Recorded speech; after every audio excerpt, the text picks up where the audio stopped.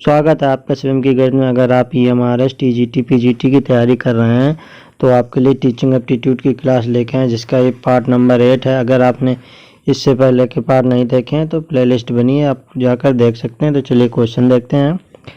आपकी दृष्टि में शिक्षण व्यवसाय है, तो आपकी दृष्टि में शिक्षण एक कैसा व्यवसाय है? तो आपकी दृष्टि में शिक्षण एक कैसा व्यवसाय है? तो ये एक व्यवसाय है, वर्तमान समय में ही श्रेष्ठ है। कैसा है? वर्तमान समय में भी श्रेष्ठ है। चलिए अगला क्वेश्चन देखते हैं। शिक्षण में श्रव्य दृश्य सामग्री का प्रयोग आपकी दृष्टि में कैसा है? तो शिक्षण में द्रव श्रव्य सामग्री का प्रयोग आपकी दृष्टि में कैसा है? तो ये है, इनके प्रयोग से अधिगम की दर कई गुना बढ़ जाती है। कैसा है ये? इनके प्रयोग से अधिगम की दर कई गुना बढ़ जाती है। चलिए अगला क्वेश्चन देखते हैं। छात्रों को गणित शिक्षण में कैलकुलेटर का प्रयोग नहीं करने देना चाहिए, क्योंकि तो छात्रों को गणित शिक्षण में कैलकुलेटर का प्रयोग क्यों नहीं करने देना चाहिए? तो छात्रों को इसलिए नहीं करने देना चाहिए, इससे उसकी अभ्यास शक्ति कम हो जाएगी और वह आगे नहीं सीख पाएगा। क्या होगा? इससे उसकी अभ्यास शक्ति कम हो जाएगी और वह आगे नहीं सीख पाएगा। चलिए अगला क्वेश्चन देखते हैं। भारत में सतत मूल्यांकन प्रणाली स्कूलों में लागू न होने का कारण है। तो भारत में सतत मूल्यांकन प्रणाली स्कूलों में लागू न होने का क्या कारण है? तो इसका कारण है, कौन सा कारण है? तो इसका कारण है प्रधानाचार्यों का शिक्षा विभाग के बंधे टके नियमों पर चलना और योजनाबद्ध शिक्षण का न होना। तो इसका आंसर हो जाएगा ऑप्शन बी, डी, बी और सी दोनों हो जाएंगे। चलिए अगला क्वेश्चन देखते हैं। बच्चों को स्वास्थ्य सफाई के लिए प्रेरित करने के लिए अध्यापक को चाहिए कि वह, तो बच्चों को स्वास्थ्य सफाई के लिए प्रेरित करने के लिए अध्यापक को क्या करना चाहिए? तो अध्यापक को करना चाहिए स्वयं कक्षा में साफ सुथरा होकर आए, ये सही होगा। और बच्चों के नाखून आदि कटे हुए इसे चेक करते रहना चाहिए, तो ये भी सही हो जाएगा। तो इसका आंसर हो जाएगा ऑप्शन नंबर डी, ए और सी दोनों सही हो जाएंगे। चलिए अगला क्वेश्चन देखते हैं। बच्चों को स्कूल में नैतिक मूल्य सिखाने का सबसे अच्छा तरीका यह है। तो बच्चों को स्कूल में नैतिक मूल्य सिखाने का सबसे अच्छे तरीका इनमें से कौन सा है? तो सबसे अच्छा तरीका हो जाएगा उनके सामने अध्यापक स्वयं अच्छे आदर्श प्रस्तुत करें। उनके सामने अध्यापक स्वयं अच्छे आदर्श प्रस्तुत करें। चलिए अगला क्वेश्चन देखते हैं। सरकारी स्कूलों में दोपहर के भोजन की योजना से लाभ है यह है कि, तो सरकारी स्कूलों में दोपहर के भोजन की योजना से क्या लाभ है? तो उससे लाभ है निर्धन बच्चों को कुपोषण से बचाया जा सकता है, ये भी सही है। यदि बच्चे भूखों से व्याकुल होंगे तो पढ़ने के लिए प्रेरित नहीं किया जा सकेगा, ये भी सही। तो इसका आंसर होगा बी और सी दोनों हो जाएंगे। तो बच्चों को स्कूल में टिफिन नहीं ले जाना पड़ेगा, ये गलत हो जाएगा। चलिए अगला क्वेश्चन देखते हैं। उच्चतम शैक्षणिक नेतृत्व के लिए चाहिए, तो उच्चतम शैक्षणिक नेतृत्व के लिए क्या चाहिए? तो उच्चतम शैक्षणिक नेतृत्व के लिए चाहिए समूह के प्रति समर्पण की भावना एवं ऊंचा मनोबल। समूह के प्रति समर्पण की भावना एवं ऊंचा मनोबल चाहिए। चलिए अगला क्वेश्चन देखते हैं। विद्यालय में अध्यापक का प्राथमिक कर्तव्य यह है कि वह, तो विद्यालय में अध्यापक का प्राथमिक कर्तव्य कौन सा है? तो विद्यालय में अध्यापक का प्राथमिक कर्तव्य यह है कि वो छात्र हित को सर्वोपरि रखे और उसी के अनुसार काम करे। कौन सा है? कि वह छात्र हित को सर्वोपरि रखे और उसी के अनुसार काम करे। चलिए अगला क्वेश्चन देखते हैं। आपकी दृष्टि में अच्छे स्कूलों की स्थापना की जानी चाहिए, तो आपकी दृष्टि में अच्छे स्कूलों की स्थापना कहाँ पर की जानी चाहिए? तो ये की जानी चाहिए प्राकृतिक वातावरण में। कहाँ किए जाने चाहिए? प्राकृतिक वातावरण में की जानी चाहिए। चलिए अगला क्वेश्चन देखते हैं। शिक्षकों के चयन में चयन बोर्ड को प्राथमिकता देनी चाहिए, तो शिक्षकों के चयन में चयन बोर्ड को प्राथमिकता देनी चाहिए। तो इसका आंसर क्या हो जाएगा? इसका आंसर हो जाएगा सभी वर्ग के लोगों को उनकी अभियोग्यता एवं अभिवृत्ति के आधार पर। किस प्रकार पर? सभी वर्गों के लोगों को उनकी अभियोग्यता एवं अभिवृत्ति के आधार पर। चलिए अगला क्वेश्चन देखते हैं। मैं शिक्षण अधिगम प्रक्रिया में टीवी कंप्यूटर आदि के प्रयोगों को, तो मैं शिक्षण अधिगम प्रक्रिया में टीवी कंप्यूटर आदि के प्रयोगों को क्या समझता हूँ, कैसा समझता हूँ? तो उसे उचित एवं आवश्यक समझता हूँ। कैसा समझता हूँ? उचित एवं आवश्यक समझता हूँ। चलिए अगला क्वेश्चन देखते हैं।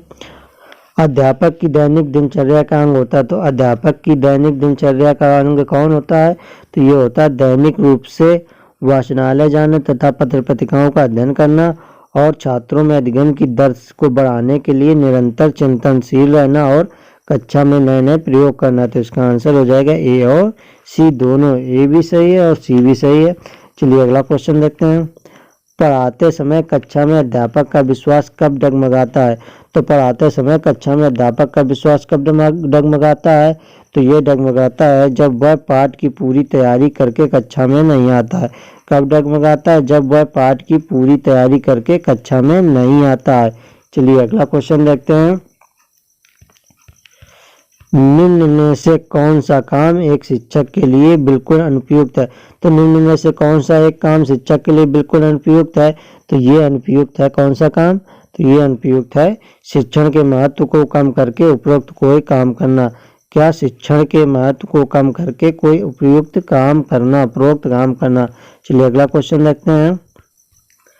सम्मान प्राप्त करने के लिए दूसरों को सम्मान देना अति आवश्यक है, ये युक्ति लागू होती है।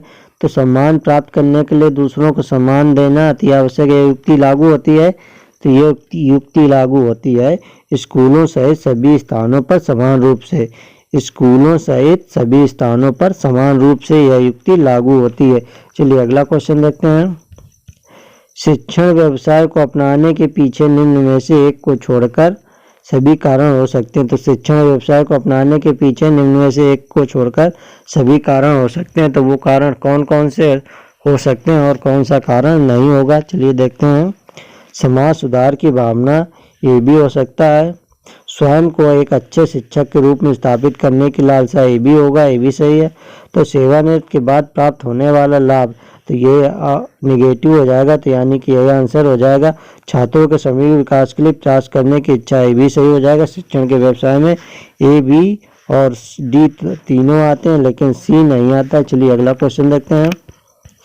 आजकल स्कूलों में अधिक बल दिया जाता है, तो आजकल स्कूलों में किस पर अधिक बल दिया जाता है? तो ये अधिक बल दिया जाता है सूचनाओं को रटवाने पर। किस पर अधिक बल दिया जाता है? सूचनाओं को रटवाने पर बल दिया जाता है। चलिए अगला क्वेश्चन देखते हैं। वर्तमान आधुनिक शिक्षा एवं उसका स्वरूप है, तो वर्तमान आधुनिक शिक्षा एवं उसका स्वरूप कैसा है? तो इसका स्वरूप है छात्रों को दिशा देने में असमर्थ है। तो कैसा है? छात्रों को दिशा देने में असमर्थ है। चलिए अगला क्वेश्चन देखते हैं। शिक्षा के क्षेत्र में आप उपयुक्त एवं योग्य व्यक्तियों को किस प्रकार प्रेरित करेंगे? तो शिक्षा के क्षेत्र में आप उपयुक्त एवं योग्य व्यक्तियों को किस प्रकार से प्रेरित करेंगे? तो उन्हें प्रेरित करेंगे शोध प्रोत्साहन एवं पुरस्कार देकर। किस प्रकार? शोध प्रोत्साहन एवं पुरस्कार देकर करेंगे। चलिए अगला क्वेश्चन देख लेते हैं। वर्तमान में किस प्रकार की शिक्षा छात्रों तथा समाज के लिए लाभप्रद है? तो वर्तमान में किस प्रकार की शिक्षा छात्रों तथा समाज के लिए लाभप्रद है? तो ये है किस प्रकार की शिक्षा? रोजगार परक व्यावसायिक शिक्षा। किस प्रकार की? रोजगार परक व्यावसायिक शिक्षा। चलिए अगला क्वेश्चन देखते हैं। शिक्षकों को राष्ट्रीय भावना विकास हेतु क्या कदम उठाना चाहिए? तो शिक्षकों को राष्ट्रीय भावना विकास हेतु कौन सा कदम उठाना चाहिए? तो उन्हें उठाना चाहिए विद्यालय में ऐसे कार्यक्रमों का आयोजन करना चाहिए जिससे छात्रों में राष्ट्रीय भावना आए। कैसा? विद्यालय में ऐसे कार्यक्रमों का आयोजन करना चाहिए जिससे छात्रों में राष्ट्रीय भावना जागे। तो इसका आंसर बी हो जाएगा। चलिए अगला क्वेश्चन देखते हैं। प्राथमिक स्तर तक बच्चों को शिक्षा महिलाओं द्वारा ही देनी चाहिए, क्यों? तो प्राथमिक स्तर पर तक बच्चों को शिक्षा महिलाओं द्वारा ही देनी चाहिए, ऐसा क्यों है?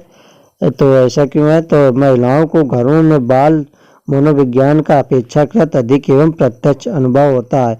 तो महिलाओं को घरों में बाल मनोविज्ञान का अपेक्षाकृत अधिक एवं प्रत्यक्ष अनुभव होता है, इसलिए महिलाओं को ही 1 से 5 तक शिक्षा देनी चाहिए। चलिए अगला क्वेश्चन देखते हैं। यदि आपके अंदर ऐसी कोई बुरी आदत है जिसका छात्रों द्वारा अनुकरण करना आप अच्छा नहीं समझते, तो आप क्या करेंगे? तो यदि आपके अंदर ऐसी कोई बुरी आदत है जिसका छात्रों द्वारा अनुकरण करना आप अच्छा नहीं समझते, तो आप इस विषय में क्या करेंगे?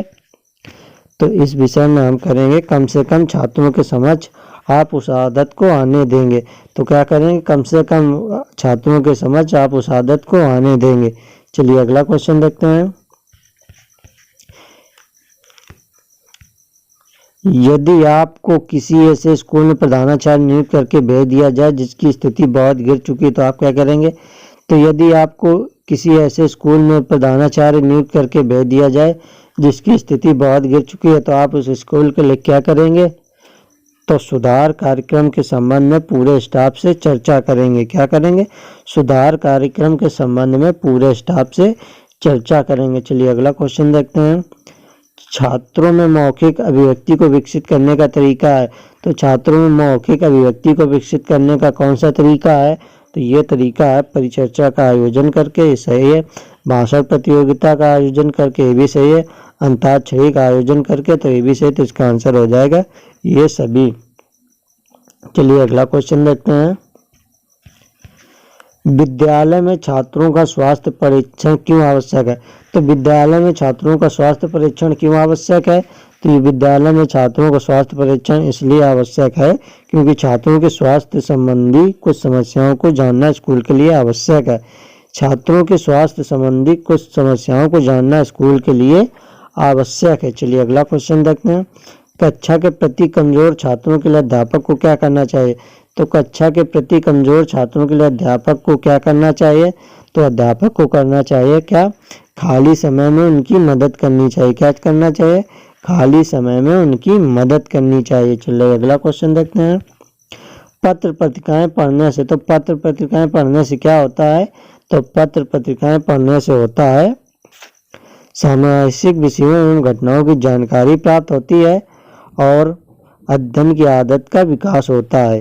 तो ऊपर के उपरोक्त दोनों सही हो जाएंगे। सामाजिक विषयों एवं घटनाओं की जानकारी प्राप्त होती है और अध्ययन की आदत का विकास होता है। चलिए अगला क्वेश्चन देखते हैं। कौन सा पाठ आसानी से पढ़ा और याद कर लिया जाता है? तो कौन सा पाठ आसानी से पढ़ा और याद कर लिया जाता है? जो विद्यार्थी की रुचि के अनुकूल हो। जो विद्यार्थियों के रुचि के अनुकूल हो वो पाठ आसानी से पढ़ा और याद कर लिया जाता है। तो आपको वीडियो कैसी लगी? वीडियो अच्छी लगी तो वीडियो को लाइक करें और ऐसे ही वीडियो देखने के लिए चैनल को सब्सक्राइब करें।